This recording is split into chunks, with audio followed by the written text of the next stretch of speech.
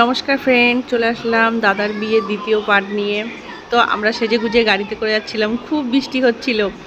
আর দাদার বিয়ে একদম বর্ডার সাইডে, দেখো বর্ডারের লাইট দেখা যাচ্ছে, ওই সাইডে বাংলাদেশ আর আমরা এই সাইড দিয়ে যাচ্ছি। চলো আজ তোমাদের বিয়ের সানাইয়ের আওয়াজ শোনাই। বর আসলেই আমাদের গ্রামের বিয়েতে এরকম সানাইয়ের আওয়াজ হয়। গ্রামের বিয়েতে হয়, শহরের বিয়েতে হয় কিনা জানি না, কিন্তু গ্রামের এটা কালচার যে বর আসবে এখন সানাইয়ের আওয়াজ। তো আমার দাদা ঢুকে গেছে, দাদাকে কোলে করে নিয়ে ওর শালারা ভেতরে ঢুকে গেছিলো, আর আমরাও ওর পেছন পেছন যাচ্ছিলাম।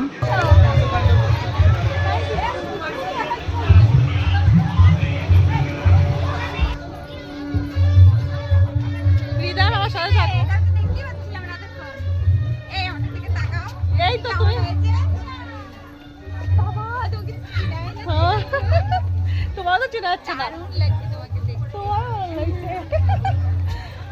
আমরা সাজিয়েতে হবে পেটনি হয়ে থাকি তো। হ্যাঁ, হুট করে মেকআপ করলি ঠিক হয়ে যাবে সবাই। পর যদি দেখি দৌড়ে চলে আসবে, দেখে নেই আমার না, আমার পর দেখছে ফোনে তো বুঝতে পারছি না যে আসতে পারছে। এবার চলো তোমার বৌদিকে দেখাই। এ হচ্ছে আমাদের নতুন বৌদি, কত সুন্দর হয়েছে, মিষ্টি হয়েছে আমার বৌদি, আর খুব সুন্দর লাগছিল বিয়ের দিন। আমরা তত্ত্ব নিয়ে বৌদি ঘরে ঢুকেছিলাম, তো আমাদের সবাইকে পরিচয় করিয়ে দিচ্ছিল। তারপরে বৌদির সঙ্গে দেখা করে গিয়ে আমরা সিধা চলে গেলাম ফুচকা আর কফি স্টলে। প্রথমে নিলাম কফি খেতে খেতে প্রায় ভালো লাগছিল কফিটা। বৃষ্টির মধ্যে বেশি গরম ছিল না ওয়েদার, একটু গরম গরম কফি ভালোই লাগছিল। তারপর চলে গেলাম আইসক্রিম স্টলে। আমরা কোনো কিছুই বাদ দিইনি, তো আইসক্রিম খাচ্ছিলাম আমি। একটু কিছু কফি খাওয়ার পরে তারপরে নিলাম একটা আইসক্রিম।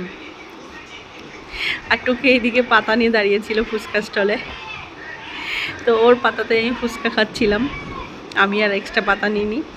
এই সমস্ত খাওয়ার পরে আমাদের টিফিন দিয়েছিল, আমরা টিফিনটা দেখাতে পারিনি তোমাদের। টিফিনে অনেক মিষ্টি দিয়েছিল, তো সেই জন্য টিফিন খাওয়ার পরে আর মনে হচ্ছে না ভাত খাই। তারপরে দাদাদিকে বিয়ে করতে বসে গেছে, ততক্ষণেও বিয়ে করতে করতে আমরা গেছিলাম একটু ফটো তুলতে। বউ যেখানে বসে বা দাদা যেখানে বসেছিল সেখানে, যে চেয়ারে বসে আমরা সব একটু ফটোশ্যুট করছিলাম। দেখো কত সুন্দর সাজিয়েছে বিয়েবাড়ি। আমাদের গ্রামের বিয়েতে এরকমই হয়, আর খুব ভালো লাগে। সবাই গ্রামের বিয়েটা কী হয়, বাড়ির উঠানেই হয়। আর শহরে যেরকম লজে হয়, আমাদের গ্রামে লজে হয় না। এখানে এখন লজের চল হয়ে গেছে, কিন্তু এখন আমাদের বাড়ি সবার উঠান হয়ে গেছে, যে যার উঠানে বসে আমরা আমাদের বাড়ির অনুষ্ঠানগুলো করি। তো খাওয়া দাওয়া খুব সুন্দর হয়েছিল। নান পুরি দিয়েছিল, আর হচ্ছে চানা মটর দিয়েছিল, তো খুবই সুন্দর হয়েছিল রান্না বান্না। আমি একটু একটু করেই খাচ্ছিলাম, একটাই নিয়েছি চানা মটর। আর তারপরে ভাত দিয়ে গেছিলো, ভাত দেওয়ার পরে ডাল দিয়েছিল, বেগুনি দিয়েছিল। তো আমি ডাল খাইনি, আমি শুধু বেগুনি নিয়েছিলাম। আর এদিকে আমার ছেলে বসেছিল, ছোটো ছেলেকে ও খায় একা একা, কিন্তু তা ওকে দেখিয়ে দিতে হয়। তো আমি বসে বসে বেগুনি খাচ্ছিলাম। তার মধ্যে খুব সুন্দর হয়েছিল, বেগুনগুলো খুব মুড়মুড়ে ছিল, আর রান্না বান্না খুব সুন্দর হয়েছিল। বেগুনি খাওয়ার পরপরই তারপরে মাছের কালিয়া চলে আসছিল, কাতলা মাছের কালিয়া। আমাকে একটা পেটি দিয়েছিল, পেটি চেয়েছিলাম, আমার পেটি খেতে ভালো লাগে, মাছের পেটি খেতে। তো মাছটা খুব ফ্রেশ ছিল, সফট ছিল, খুব সুন্দর ছিল মাছটা। তো মাছের ঝোল খেতে খেতে